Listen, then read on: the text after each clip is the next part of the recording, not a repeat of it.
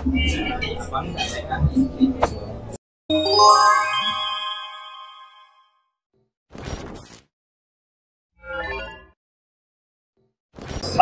and welcome back to my YouTube channel. Anda bersama saya Syafiq Rahmat dalam segmen Vlog Time. Okey, hari ni aku berada dekat rumah terbuka M-Force, di mana M-Force bukan saja buat rumah terbuka, malah dia memperkenalkan atau melancarkan satu motor, iaitu, korang kena tengok video ni sampai habis. Let's vlog.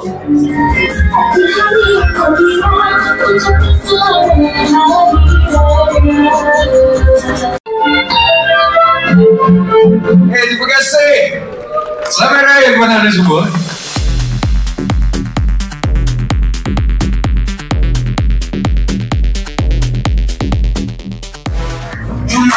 To believe that you be coming with me, but my blood ain't royalty.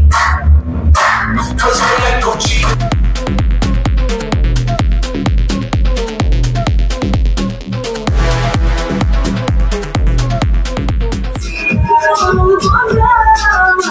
Happy birthday!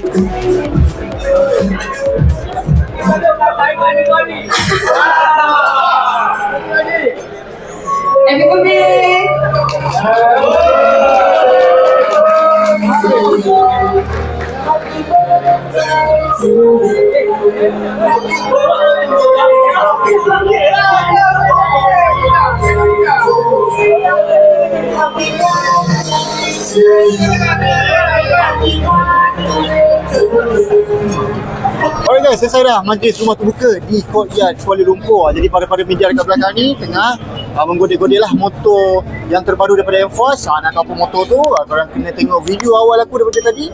Jangan skip, okay? Kita jumpa dalam video akan datang.